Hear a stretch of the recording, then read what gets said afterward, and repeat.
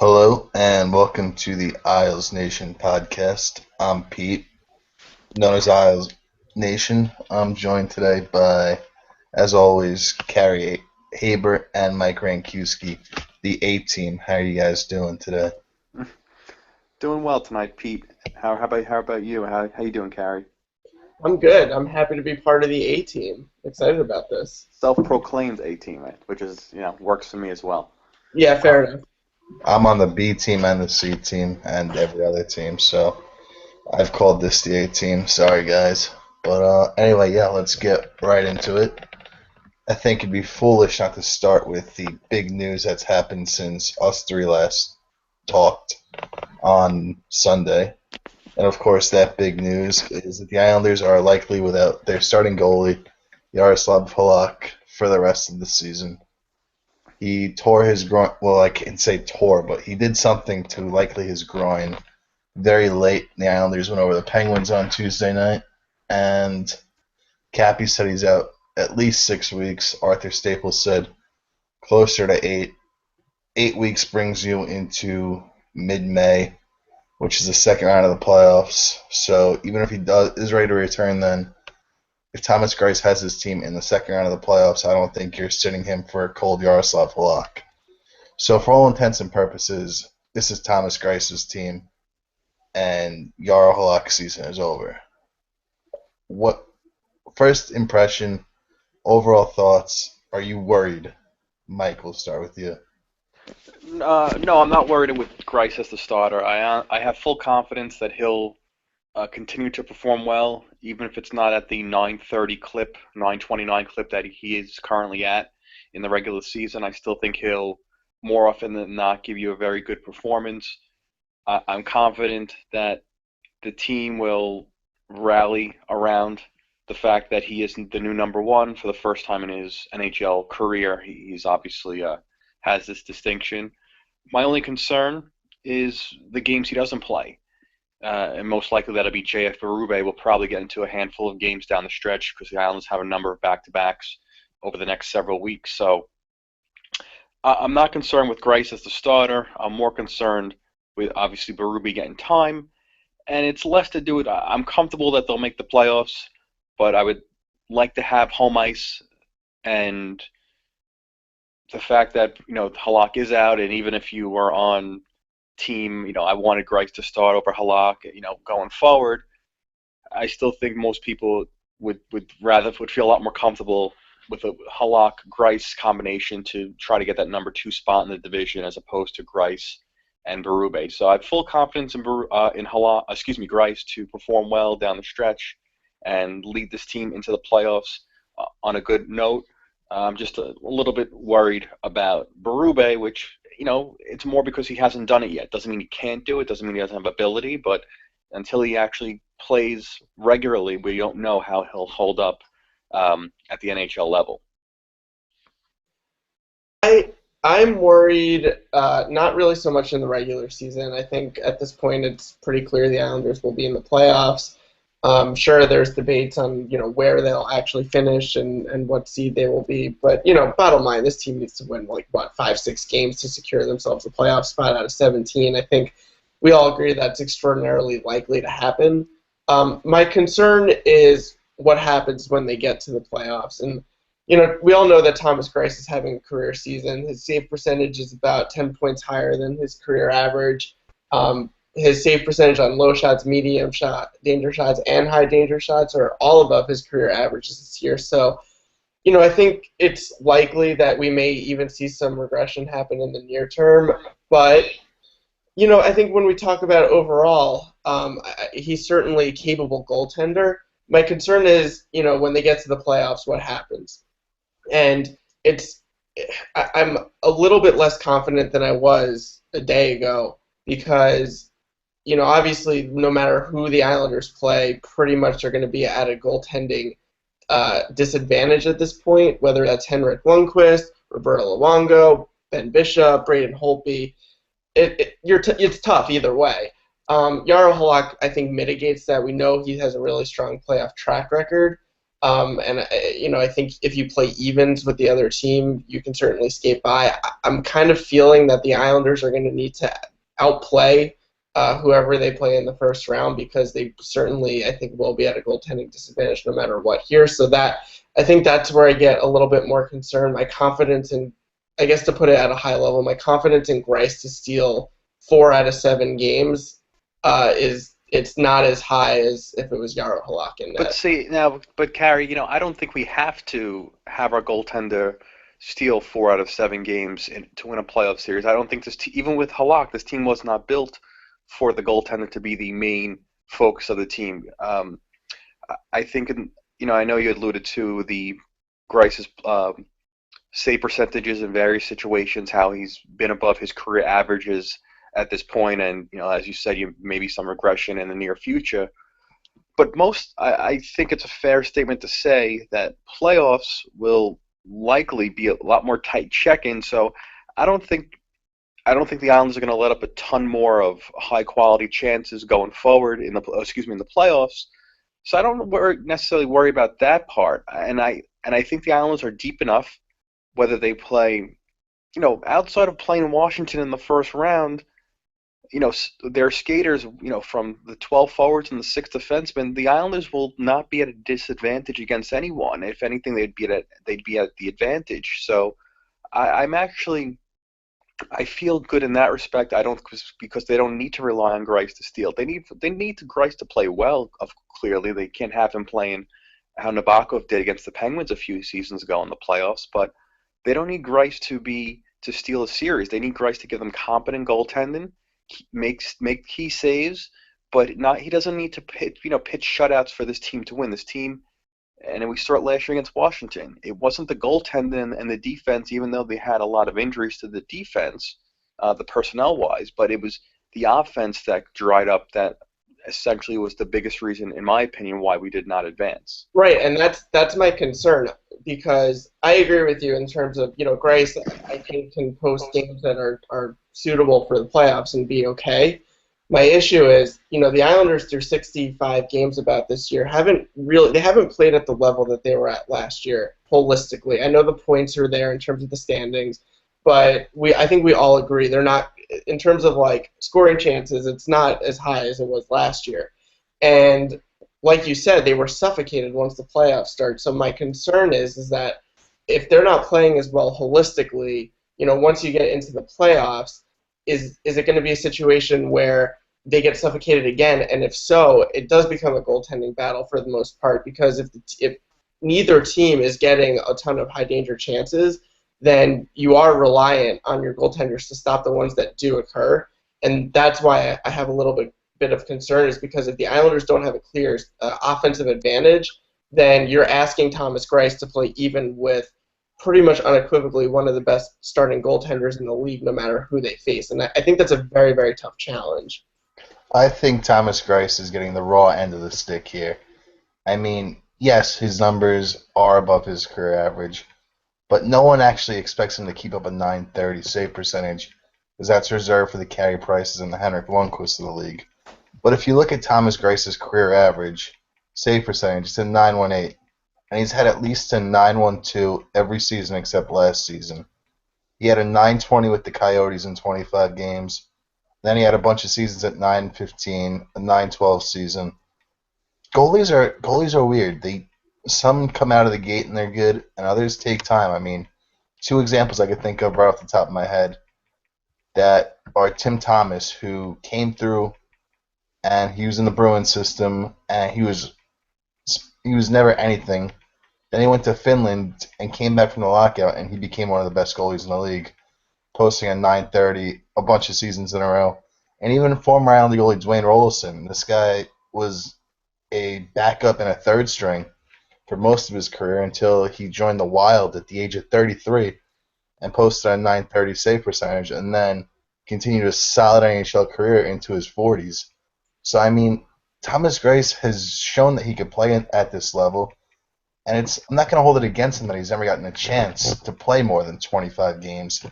I mean, he's gotten that here, and he hasn't disappointed us, so who's to say Thomas Greiss isn't going to continue this play and maybe develop into an NHL starting goalie, whether it's for us or someone else when his contract expires after next season. Yeah, Yeah, but no, and I actually I agree with Pete there because at least from watching Grice this season, he seems very technically sound. He's a big guy.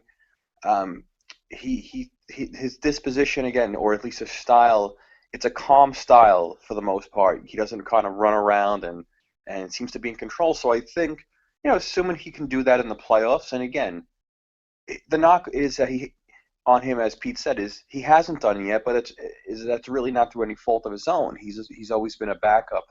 That doesn't necessarily mean he's going to come in and play lights out. He could be terrible in the playoffs. It's an unknown, but based on at least what he's done so far through his 29 appearances for the Islanders, he's proven up to this point that he's capable of playing well behind this team. Could that change in the playoffs, or could that change this weekend, beginning in Boston? Absolutely. I mean, we're in uncharted territory with Grice right now, but at this point, all the evidence so far has shown that he's a capable goaltender. He has the ability to keep you in games and make tough saves. And again, if you think that the regular season is an indication or indicator of what will happen in the playoffs, then yeah, I mean, then I think the Islanders are going to be in decent shape. I don't think they'll be at it. I mean, they'll, like I said, if it's against Henrik Lundqvist, every goalie would be number 2 in the league essentially. But I don't think I think we'll get enough where we'll play them close enough in the goaltending where we just have to hope to score a couple goals. Well, that's what it is. I mean, I think my concern is at this point okay. So my concern is, I guess, twofold. First, my concern is less with Thomas Greiss being capable in the playoffs as much as it is can Thomas Greiss steal a series, because that leads into my second point, which is I don't know how much I trust the Islanders to outplay anyone that they're going to be playing in the first round.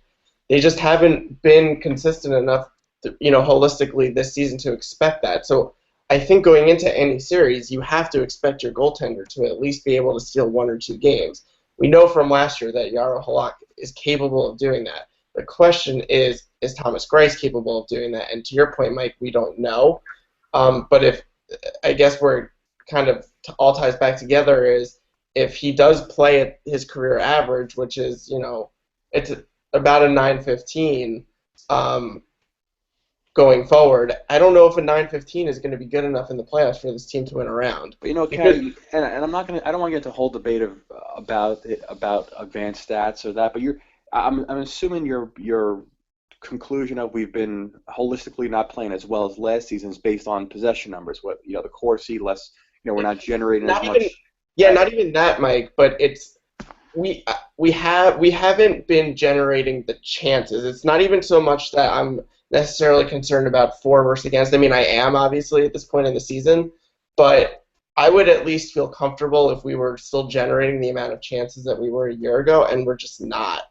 But we've also had this season where I think in years past where we haven't had, we've turned into, and I don't have the exact numbers in front of me, so if one of you have it readily available and I'm incorrect, please let me know. But I believe we turned into one of the better third period teams this season as far as goal differential, and I think it's fair to say up until this season that has always been a really weak part of our game, whereas we would come out flying, get a 2-3 goal lead, and it was always hanging on at the end of the game. I think we've done a much better job this season, whether it's the maturity of the players, whether it's better coaching, whether it's better goaltending, or obviously a combination of all 3 factors.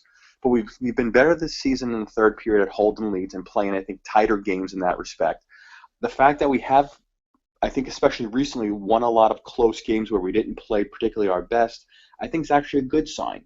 Yes, obviously you'd love to have the possession numbers and all the other metrics be off the charts and as well, but I think proven to themselves and to everyone around that they could win games when they don't bring their A game or they're on the end of the tail end of a long road trip, I think it's a good sign. Our special teams have been, for the most part, obviously penalty kill is top 2 in the league right now. Power play is top half of the league. So, and I'm more concerned in the playoffs with the penalty kill, just because I think Boston, even a few years ago when they won their cup, was I don't even know if they scored a power play goal in the playoffs and they wound up winning the cup because their penalty kill was fantastic. So the fact that those other factors are strong in our favor, while yes, I would love to have a fantastic Corsi, I'd love to be a top 5. I mean, and I completely understand that point of view.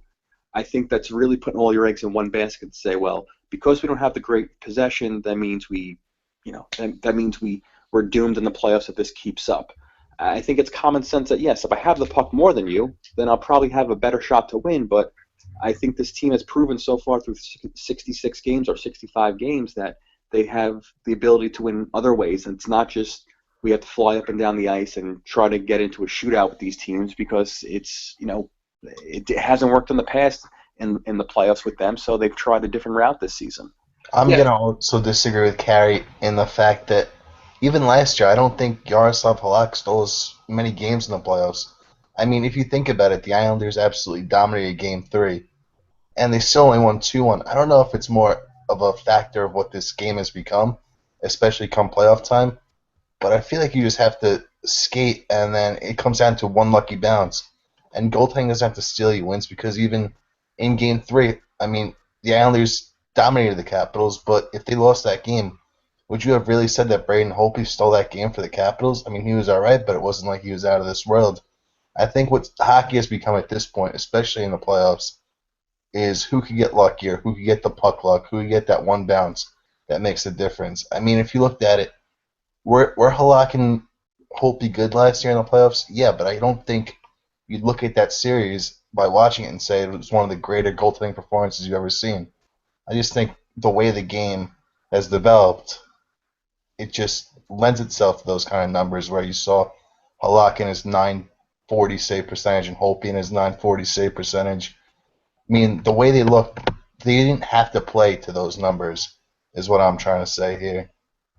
But I think they do, because here's the thing. Last year, the Islanders generated 14 high-scoring danger chances per game. They had a plus 186 differential. This year, down to 11 per game, minus 28 differential for the full season. So that's my issue. I agree with you, Pete, that the playoffs are basically a game of puck luck. I think that's proven itself out over the last couple of seasons. But my issue is, if you don't have the puck, then you are less likely to get that puck luck. And year over year, the Islanders are less likely to get that puck luck because they just haven't had it as much. Now, I also agree with Mike in the sense that this team is more mature and they are starting to become more capable at closing out leads, doing simple plays at the end of the game. Their third period possessions actually near the top of the league. Like I think this is something that's been actively improved on. But again, my concern at this point is more holistic, which is they need to have the puck to get this puck luck to get the lead going into the third period, right? And in the playoffs, goaltending is extraordinarily important, and I'm just not sure how I feel about Greiss in this series, because if the Islanders skaters can't carry the team the way they did last year, then it's a goaltending battle, and no matter how you slice it, Thomas Greiss, no matter who they face, is second. Is the lesser of the two goalies. That's my concern. All right, I'm going to kick myself for going down this alley, but I'm going to do it anyway. Okay. Carey, what is the Islanders' Corsi at even strength this season? Is it like 49 and change, or is it 50? What exactly is it? It's like literally about even. Okay. So your concern then is obviously in a game, and to make it very simple on the listeners who, and I believe I'll say this correctly, but if not, definitely correct me. Essentially, every attempt towards the net, shot, block shot, post, whatever it might be, is one in your favor, and against is one against you. And if there's 100 chances throughout the game total between both clubs, and you have 55 of them, and they have 45 of those attempts, your Corsi's 55%, and they're at 45%. Which, if I think, as Carey would say, if our Islanders had a 55 Corsi for the entire regular season, he'd be doing backflips right now. Pretty much.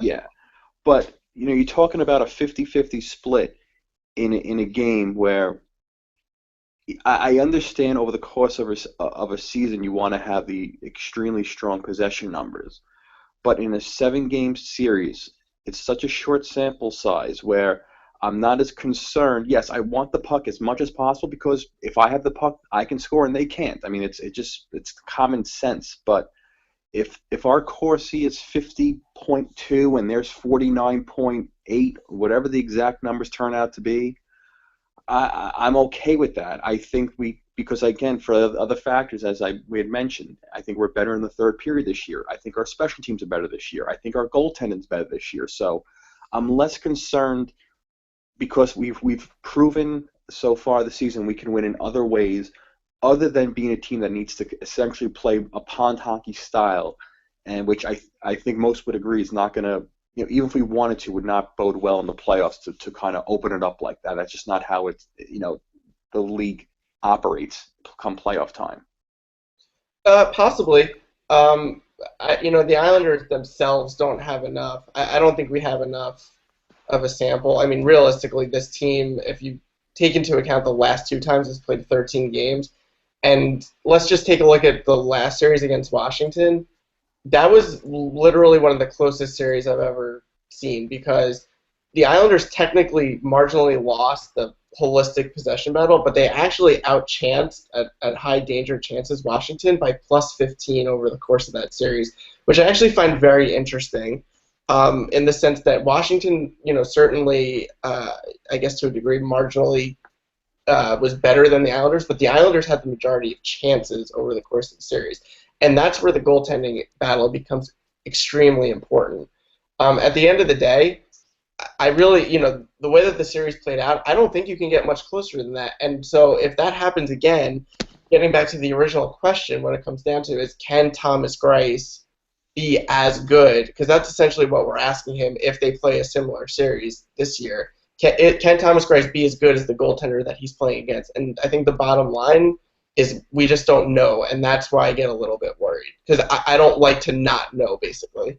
At the same time, you have to also acknowledge the fact that Yaroslav Halak in last year's playoffs and in the Montreal playoff series played way over his career averages, so why can't Thomas Greiss do the same thing? I do acknowledge that. I'm not discounting that as a possibility, but I think it swings both ways. I think the bottom line is we just don't know. And so that when you ask, hey, guys, are you worried? My answer is I'm worried because I have literally no idea if he's going to be able to continue at this play. And I think we all knew going into any series, especially against a team like the Rangers, that whoever was in net was going to essentially have to at least match or come very, very close to matching Henrik Lundqvist. And if you ask me before the series or even now, which goaltender on the Islanders roster I'd be more comfortable with in that situation, the answer to me is Jaro Halak. All right, so I guess the bottom line comes down to then is, and I know the playoffs don't start tomorrow, but if they started tomorrow and the Islanders and the Rangers, let's assume the 2-3 matchups hold up, and both rosters are fully healthy with the exception of obviously Halak, can the Islanders beat the Rangers will the Islanders beat the Rangers in a 7-game series with Thomas Greiss as the number one? It's if they can outplay them the way that they've outplayed them the last 3 games in terms of like getting more chances, holding the puck, etc., it's certainly possible. If they don't, if they play even or slightly less than even, I'm struggling with the notion that they can do it. For me, the question always comes down to Henrik Lundqvist. I mean, even if Thomas Greiss is all we could expect him to be, Henrik Lundqvist will probably be better because he's Henrik Lundqvist, and as much as it pains us Islander fans to say, he is probably the best goalie a lot of us have watched in a decade now. Maybe outside of Carey Price and maybe Marty Brodeur, but even then I feel like Henrik Lundqvist is a better overall goalie when you take out the systems. But we're not going to talk about that. So basically what I'm saying here is Henrik Lundqvist can absolutely positively steal the Rangers this series. The Rangers could be outplayed in all 7 games and come out on top. I mean, you've seen it over the past few years. Rangers win series they have no business winning. They come back from 3-1 down. They've done it the last 2 years.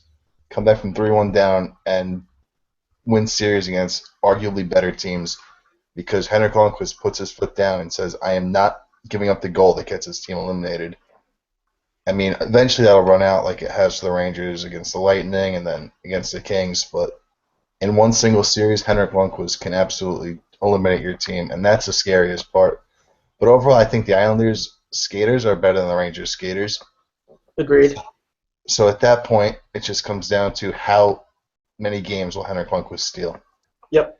No, I agree. And, I think let's take it a step further. We spoke about this before we went live, but, like, if this series becomes one of a goaltending, shift, positive or negative, like, does that affect where you stand on Jack Capuano and, I guess, Garth Snow?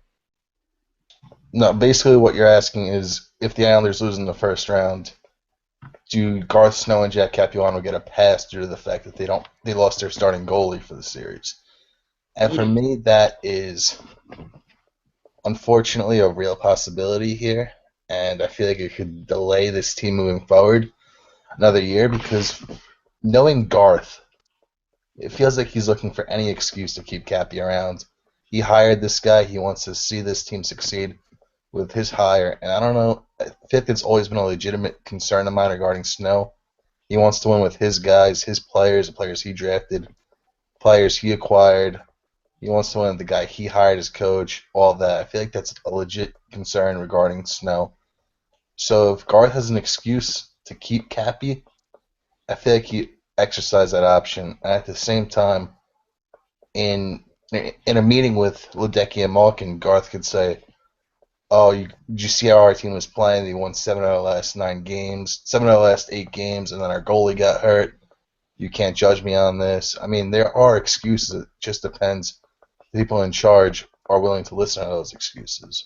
Yeah, no, and as Pete alluded to, Garth is very stubborn to a fault sometimes, or loyal to a fault sometimes with his players, and I think he has that chip on his shoulder that he wants to win with his way, and is not as flexible. So I agree with Pete in that sense that I think Garth is going to give every benefit of the doubt to Capuano and this roster.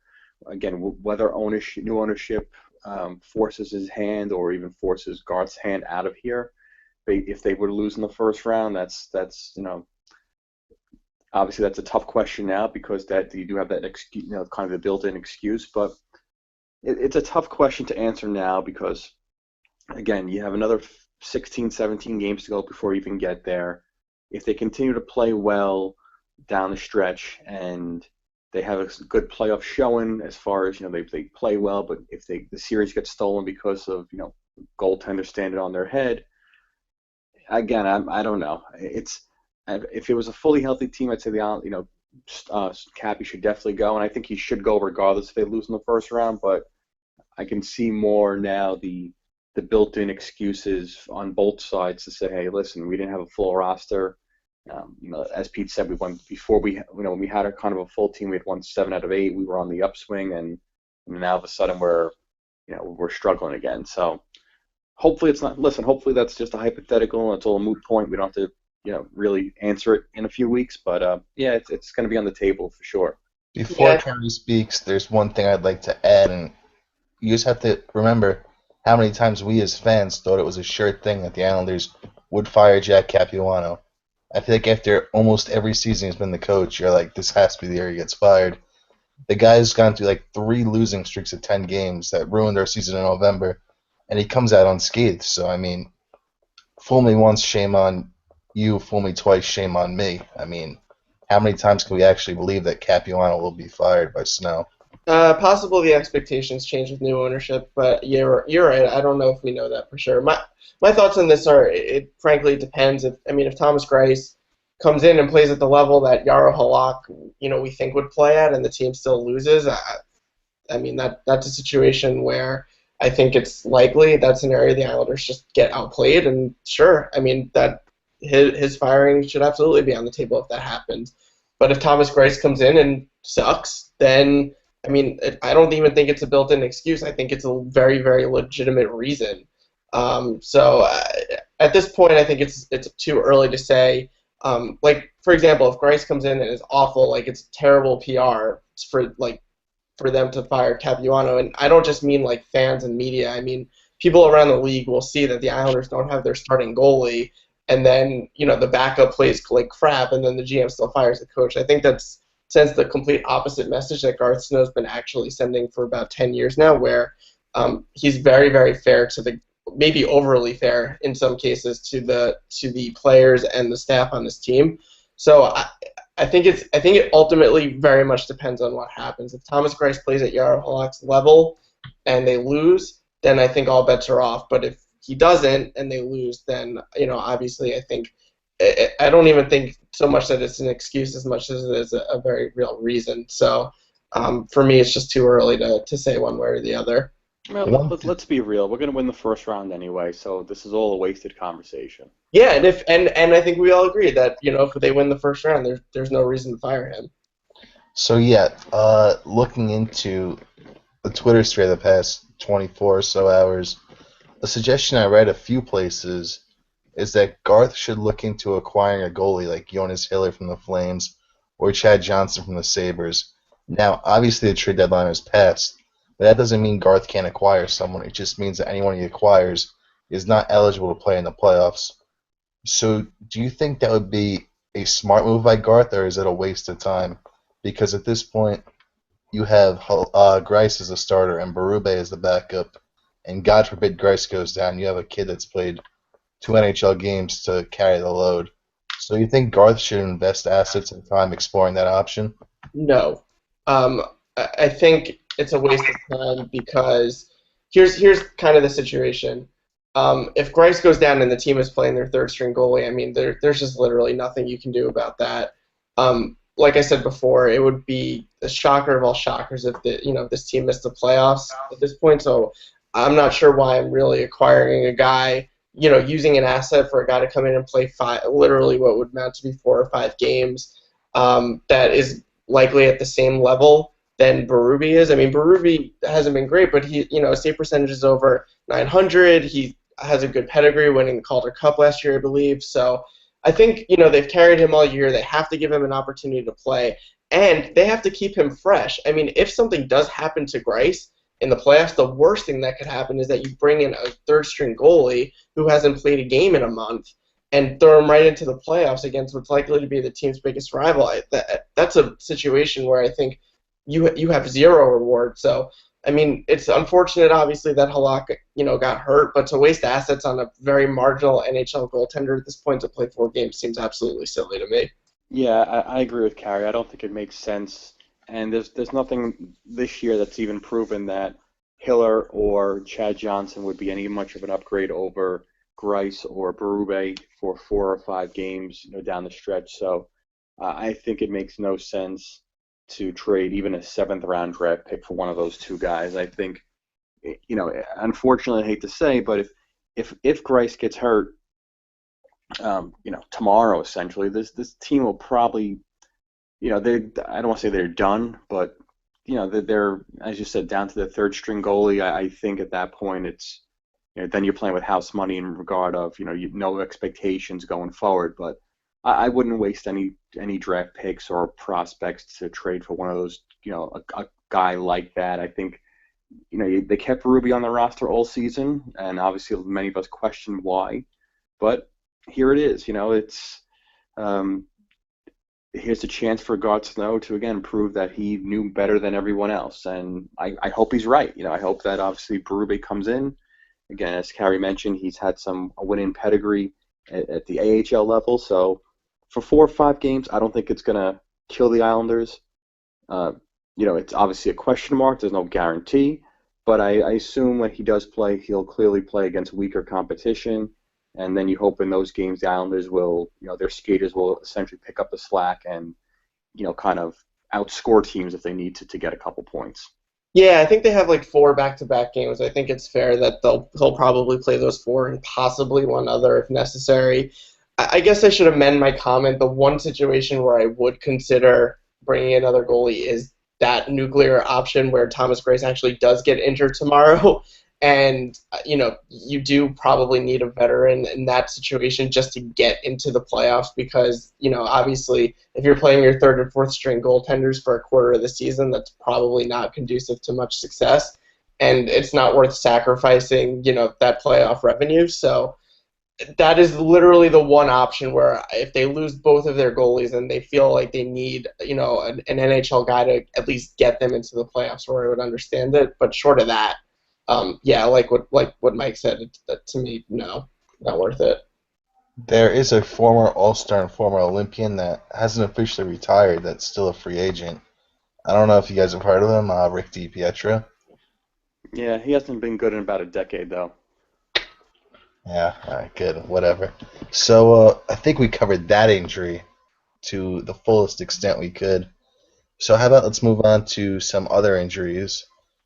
The Islanders' top four defenseman Calvin DeHaan, Arthur Staple tweeted about an hour ago that it doesn't look like he's even considered to return Saturday in Boston, not particularly close.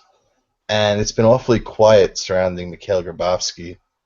So those two injuries, are we growing concerned with them? Because remember, Grabowski missed almost 2 months with a concussion right around this time last year before returning in the playoffs, and Calvin DeHaan has a long history of injuries, especially his shoulder. Even though I think this one's lower body, so it's not a shoulder, but still, he's frequently hurt. So yeah, which injury is more important to this team? Are we concerned at all? Basically, Well, I mean, clearly, I think Dahan is the more concerning injury. The hope is he will be back maybe in the next couple of weeks. Again, that's just a pure guess. Obviously, the team and none of the writers, either if they do know, they're not letting anything on into the public. So we're just really speculating at this point.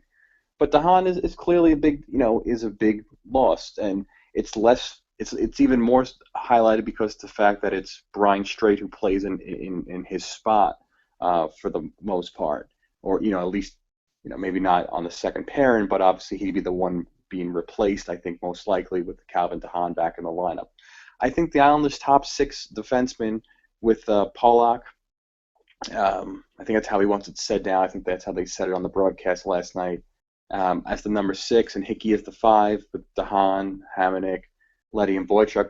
I think it's a very formidable top 6. I think it's a good mix of some speed, some obviously very good skaters in there, but also guys like Boychuk and Hamonic who can get more physical and take the body and play a little maybe tougher style of game. So I think that's the more pressing need because I don't want to go into the playoffs with obviously Brian Strait being matched up against Matt Zuccarello or Derek Brassard in a matchup. I think that'd be bad for the Islanders in that scenario. And Grabowski, I want him back because I think he's a good puck transporter, and I would hope that if he comes back, they would maybe sit Josh Bailey. And if that's the case, if that's what gets Bailey out of the lineup, that would be no matter who they dressed instead of him would be a plus in my eyes. I think the Calvin DeHaan situation is way more concerning. And to the reasons that you alluded to, Mike, ultimately the difference between Calvin DeHaan and Brian Strait is just gigantic, and not only just from an individual level. Calvin DeHaan and Travis Hamonic versus Travis Hamonic and Thomas Hickey's a huge advantage for the Islanders, and then even with the third pairing, Thomas Hickey and Ryan Pulock versus Brian Strait and Ryan Pulock, another situation where it's just a huge improvement. So that, I think, is the one injury where I'm pretty deathly concerned, and I really hope that the DeHaan situation isn't bad. The Grabowski thing, it's concerning because I think he's very clearly one of the best 12 forwards on the team, but I also don't think he's been as effective as he was last year in terms of doing like the little things, so to speak. The difference between him and whoever comes out of the lineup isn't really that big. I think no matter who it is, whether that is Bailey or Prince or whoever. So I want him back. Don't get me wrong. He's a decent player and he provides value to this team. But in terms of like which one I'm more concerned about, and even with what we spoke about before, with the skaters and the playoffs and outplaying opponents and whatnot. I mean, this is where you need a guy like Calvin DeHaan. He's actually one of the best defensemen over the last 2 years in the NHL of shot suppression. Like, to not have him in the lineup in the playoffs would just be a gigantic blow. And it was last year, for an example. yeah, I think one thing that we have to give credit towards Grabowski here is the fact that he plays center. And I tweeted about this a few days ago, and we've talked about it off the air. And one of our listeners, Flanoto, actually tweeted us, with the amount of players in our forward group that were drafted as centers, why do we have a line with no centers on it? Kuhlman, Prince, and Lee. None of the three could play center, and Kuhlman centering that line. Meanwhile, we have a line, our top line of Nelson, Strome, and Tavares has three centers on it. Bailey, Nielsen, and Poso. Bailey and Nielsen are drafted as centers. Basically, we have about 4 or 5 players that can't play center, and one of those is centering a line. So, you think that's much ado about nothing, or you think that's an actual concern? I don't understand it. I just don't. I'm not even going to try to understand it. I don't know if I even have much to add. I just think it's a terrible decision. That line has clearly been one of the worst lines. I think they've been together now for 3 or 4 games, and each game, they've done nothing offensively. They get trapped in the defensive zone. None of these players are playing at their strengths right now. The line doesn't complement each other. I literally have nothing good to say about that line. To me, there's so many other options that make more sense given the situation. With the most obvious one, and I know Mike is very much in favor of this, would be to move Ryan Strome back to center. Just because it hasn't been working with Tavares, and when Strome has played center in the past, he's been pretty successful at it. I don't think I have much else to add. I just hate it. Yeah, no, and Carey's right. I would absolutely be very happy to see Strome move back to the center position. It's his natural spot. I think that's where he would be able to flourish. As Carey said, he's been on the wing with Tavares now for quite a while, and I know he finally scored last night against Toronto for the first time, I think, in 9 or 10 games. But it's just not working, and I think it doesn't play to his strength. He's not a shooter. He's not a scorer. He's supposedly a playmaker. I don't get that third line. As Carey said, they do nothing offensively. They have those guys. They just individually they're fine. I have no problem with any of those guys at this point being on the bottom 6, or in Lee's case, even on the second line or top line. Obviously, Lee has done well in the power play recently, so that's where he's given value to the team. But that line is just a dead line. It's really when they come on the ice, I'm just hoping they don't get scored on or they don't get pinned in their end. And it's especially frustrating when it's bad enough when they come out during a shift, they put those 3 on together, but when they start a shift off and they have to take a draw, Islanders I feel like the Islanders have been getting killed in the faceoffs the last couple of games, and that line has obviously not done it any favors because, as you said, no natural centers. And it's funny for a team that supposedly, or at least in a front office that many people think has turned focused on analytics in recent seasons with their player acquisitions, you would think you'd want to center on every line, especially as you said, they have 7 or 8 natural centers in the everyday lineup.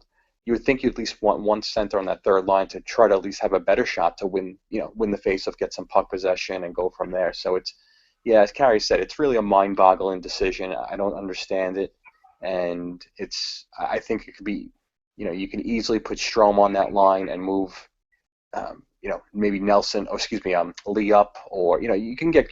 They have options. They have flexibility there. It just doesn't make sense to have a line with 3 left wingers on it, essentially. I don't even think it's like an analytics thing, right? Isn't it just simply common sense? Like you want to set on every line. No, I mean that's the direction I would say. But I mean, I'm trying to even think maybe how Garth would feel. Like, hey, he's very big into the advanced stats. People seem to think so. Even if you want to say, okay, let's forget about common sense for a second, you would say, wait a second, doesn't it help our team to kind of have a guy who can maybe get the puck off a faceoff, so we can have a little more possession. So yeah, it's a stupid line. I don't get it. It hasn't cost them dearly yet playing together, but it just I don't get it. I really don't get it. A big thing these days is, zone exits, right? I mean, ultimately, we talk about the Islanders, what makes them successful is being good in transition. And none of those guys have proven themselves to be really good in transition. Lee is very good at carrying the puck in, but that's not getting it out. That's obviously something different. So unless they're playing with a guy like Leddy, and especially with the Hahn out of the lineup, this is why they get trapped. They have no one to break out of the zone. Kuhlman isn't fast enough in the center position. What they normally do is they do have the center up high for the off-the-wall play to break out. And Cizikas can do it, Nielsen can do it, Tavares can do it, even Nelson can do it, but Kuhlman can't. So this is the big, I guess, discrepancy here is like, yeah, those guys are all actually pretty decent defensively in terms of like shots first and stuff, but they can't get the puck out because they have no one in transition. To me, this is a huge problem, and I think their goal was, I guess, to get Brock Nelson going, but I don't know, put a center back on that line. Yeah, it's funny because looking at that line, I'm cracking up. But if you look at that line, it feels like that line's just thrown together because all three of those players need to be in the lineup for a reason that isn't even strength, whether it's Anders Lee in front of the net for the power play, or Nikolai Kuhlman for the PK, or Shane Prince because he's Garth's acquisition, he needs to be in there. But I feel like that line's just thrown together. Like, we need these guys in the lineup, and we have nowhere to put them at even strength, so let's throw them together. But, moving on from the forwards, a big improvement for this team and a big surprise has been Ryan Pulock. Do you guys think has he reached your expectations, surpassed them? Is he here to stay?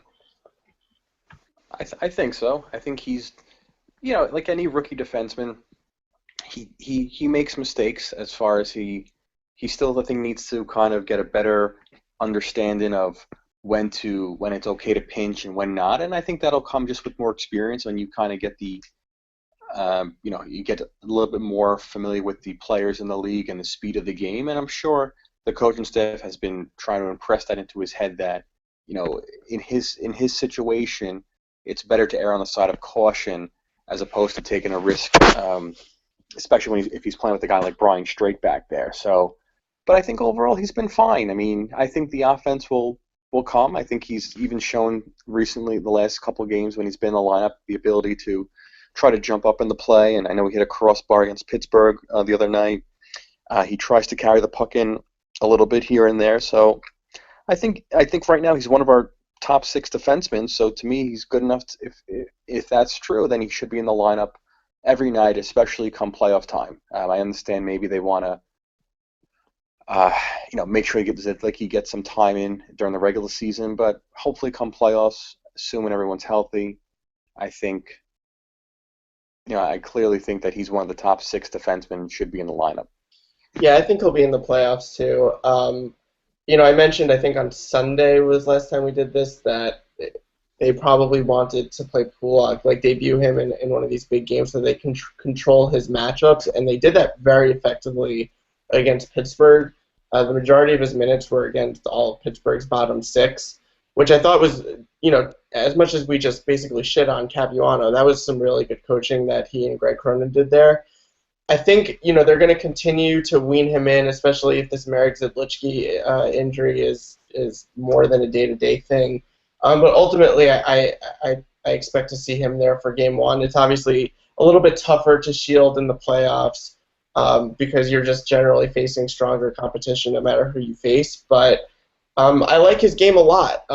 Some of his plays with the puck are phenomenal for a green kid in the NHL. Reminds me a lot from that perspective how Calvin DeHaan was when he first came up.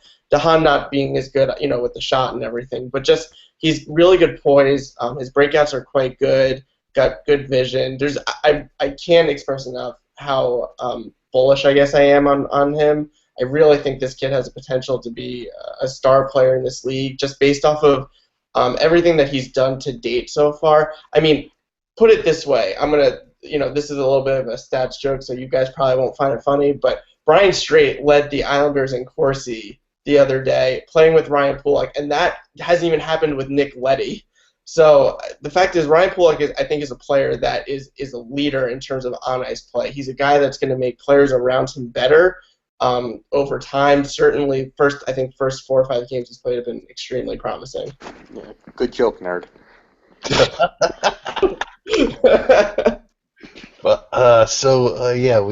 We got. Let's move on here. something that came up yesterday, or might have been Tuesday, right before the game. Chris Nichols on Hockey on Twitter tweeted that he was listening or watching something, and Darren Dreger was asked about Kyle Oposo, and Dreger said there's been some back and forth between Oposo and the Islanders, but it doesn't appear likely that they're even close to a contract extension. Many believe that it's more likely that Kyle Oposo, a pending unrestricted free agent, will test the market come July. There was some dialogue on contract extension between Oposo and the Islanders prior to the trade deadline, but it really didn't go anywhere. The inconvenience of the Barclays Center might contribute to his ultimate decision. So here we are once again. I feel like we do this every other week, talking about the Barclays Center and the negative optic it provides, not only to our fan base, but to the media league-wide. I mean, the Penguins visited the Barclays Center for the first time this week, and all their beat reporters were tweeting pictures about the scoreboard and the obstructed seats. So yeah, I mean, league-wide, it's not viewed as a positive thing, but not even about the Barclays Center. The fact that the Islanders don't look like they'll be re-signing Kyle Oposo. Just your thoughts on everything that I just read. Yeah, you know what? I think we're at the point where I'm just numb to when other beat reporters and fans rip on the arena, or even the Islander fans. At this point, there's nothing that can be done. Is it the best arena in the league for hockey? Of course not. I don't think anyone would, even the biggest Brooklyn proponent, would come out and say that.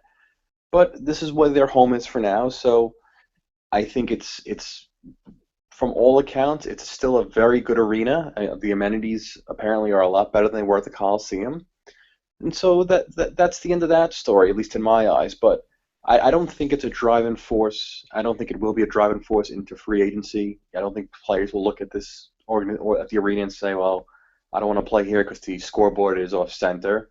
If the Islanders are a good competitive team, which they are set up to be for the next several seasons at the minimum, and they offer players fair contracts, I think they'll have just as much interest as most other teams who have good arenas and offer fair contracts and try to win. So, specifically for Oposo, I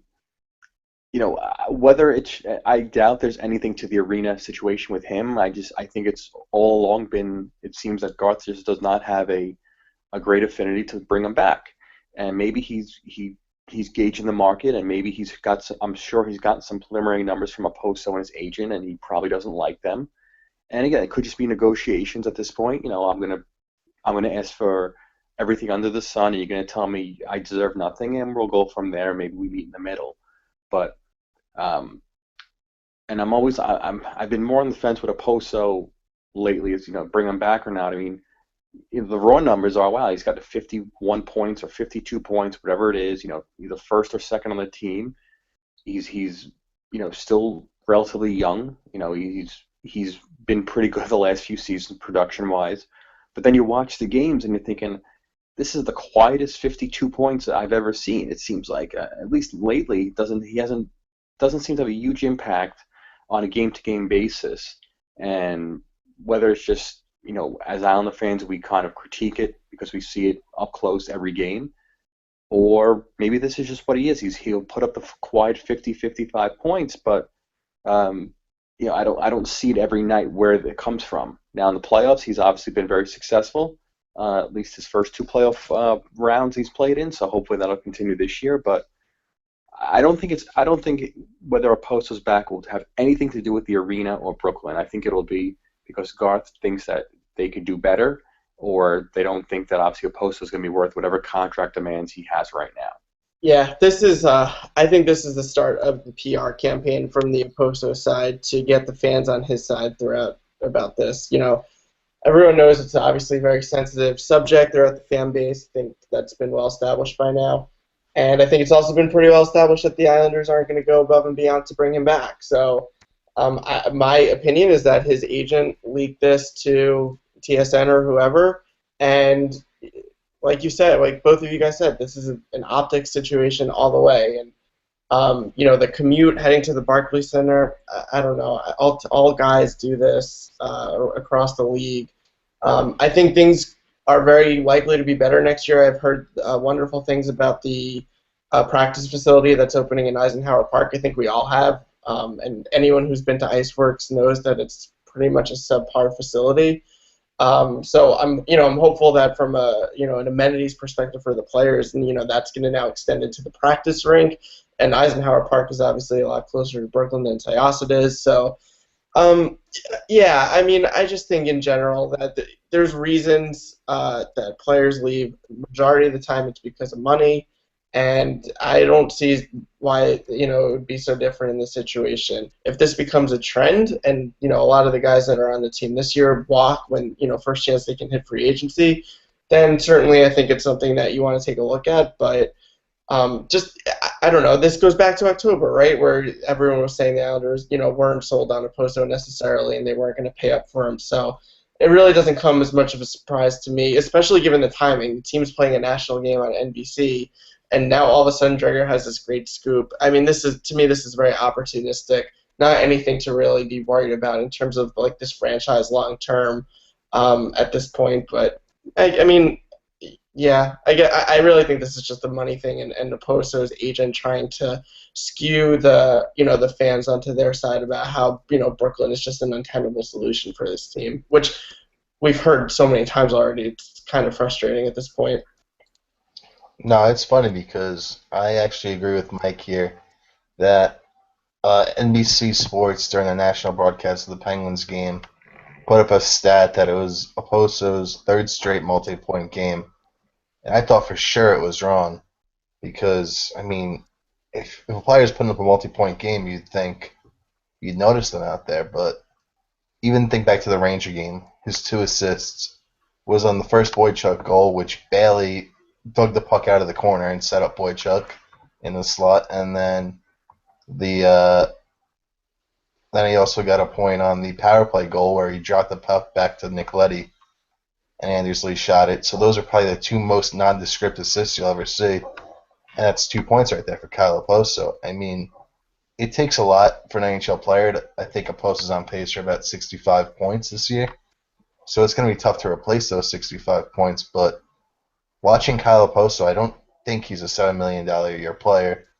And obviously, our eyes are biased because we watch him on a daily basis, every game, and we see all his deficiencies as well as everything he adds.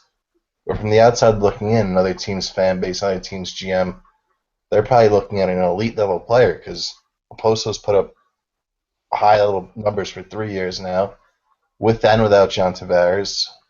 Granted, a lot of it's been on the power play with Tavares, but still, I mean, I would not pay Oposo that much money, but he's going to get it, and he has the right to ask for it, and he probably wants that money from the Islanders because he grew up with this team.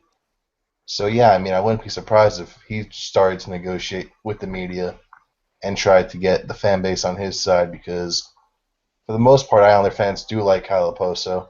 So, I mean, it'll come down to that. I don't know if you guys have anything else to add. No, I agree. In terms of Oposo the player, it's actually really interesting. I just took a look at this. In terms of primary assists, because right now the scoring race is 53 to 52, with Tavares having a 1-point team lead over Oposo. But if you take a look at primary assists and take out the secondary assists, which is what you're referring to, Pete, John Tavares has 48 points and Kyle Oposo has only 36 points. So that obviously becomes a much larger gap, and I think kind of drives your point home, which is Oposo is getting a lot of secondary assists, and this includes power play too. So it's all encompassing. And yeah, I mean, when you take a look at it, this is why when teams look for players, I think they look for goals over assists because sure, ultimately it counts as the same thing at the end of the day, but a goal is factually generally a play where a player is creating a goal via a shot, standing in front and tipping it, etc. Whereas assists can be it's a little bit more muddy, and teams are starting to look at this now where are they getting the primary assist or the secondary assist? And clearly the difference between John Tavares and Kyle Oposo is not just a 1-point difference. It's actually much larger than that. So I just wanted to point that out. Yeah, and I think to be fair, he's still going to put up like around 60 plus points, which is nothing to sneeze at. And, again, we're going to have to replace that production somehow. And I'm sure whoever they bring in will have their flaws as well. So, yeah, part of it is probably because we do watch him on a nightly basis. We know what to look for and what his weaknesses are. And it's frustrating because he does go through these stretches where you're wondering where the hell has he been, and then all of a sudden you look at the stat sheet and you say, wow, he got a couple assists the other night, and he got a goal this night. So it's the numbers. This is something where the raw numbers and quote unquote the eye test to me don't jive.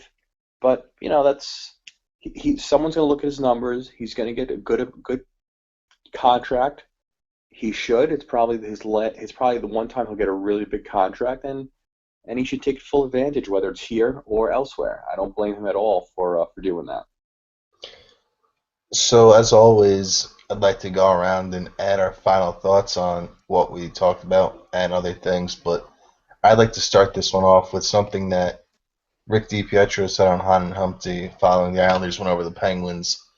And it's that Penguins game showed how much Travis Hamonic really means to this team and why Garth Snow couldn't even consider trading him at all this year, and why Islander fans have to pray that whatever is going on at home takes care of itself. Because Travis Hamonic, I mean, outside of John Tavares, I think he's our most important player. I think him and Nicoletti are neck and neck right there, but man, that game against the Penguins, Hamonic really showed me how much we're going to miss him if and when he leaves this summer. I don't know if you guys want to expand on that point, but yeah. Yeah, no, absolutely. I think he's a all-around very, very good defenseman. He's a very good skater. He clearly brings a physical edge. He's good in his own end. He has some offensive ability. And if you want to get on the business side of it, he has a fantastic contract for what he brings. If Travis Hamonic was a free agent this summer, he would get $6.5 million plus easy. And the fact that his contract is for under $4 million for the next handful of seasons only enhances how important he is to this team, or how important he'll be to the next team he plays on. So, yeah, I agree. If you want to tell me he's the second most important player on the team after Tavares, I wouldn't say you're wrong. I think he's definitely in the conversation. And, yeah, hopefully whatever personal issue he's going through, maybe it could be resolved, maybe it can't be. But if he's playing elsewhere next season, it's a big blow. No matter who they acquire for him, most likely will not be as good as Travis Hamonic. So it'll be tough, but hopefully they'll figure it out. But yeah, his losing him will definitely be a huge blow to this team. Yeah, I agree. Pete stole my spiel pretty much, and I'm totally on board. So instead, I found this on Islander Mania today. Got to give a shout out to them. And what I found was Anthony Beauvillier, a guy that the Islanders picked up in the first round last season. Trading up. He has 74 points in 44 games, including 37 goals, and he leads the Q in goals per game. And I think, as we all know, the Q is not as much of an offensive league as it used to be. So, everyone raves about him. To be honest, I've only seen him play a couple of times, but, certainly this is apparently a player that we should all be looking out for in the near future. So, he's having a terrific season. I just thought, we don't talk about prospects too much on this podcast, so I thought it'd be nice to give him a nod here. I'm sure he's listening up in wherever he is in the queue. To win again. Yeah, I'm sure he's listening, and he's probably thanking us right now. I don't have the numbers in front of me, but also Michael Del Cole has really turned his season around since his trade, and Matt Barzal has led the Thunderbirds to a red-hot streak. As we talked to Tim Pogulski last week, Barzal has really turned their season around. So things are looking good for Islander prospects. All right. We're going to need them to replace guys like Oposo and Hamonic, so we better hope they look good, or else we're screwed. Well, it's cheap labor, right? I mean, they come cheap, and that allows you to bring in higher-priced players. That is what has kept Chicago at the top of the standings for such a long period of time is that they're able to supplement their huge talent, Taves, Kane, etc., with guys like Tuvo Teravainen and Brandon Saad before this year. So it's really important to keep that pipeline, up and coming. Yeah, the Blackhawks have two number one defensemen and two elite forwards, so we have a ways to go there. But I digress. So that'll wrap it up for us here tonight. Once again, thank you for listening, and let's go Islanders.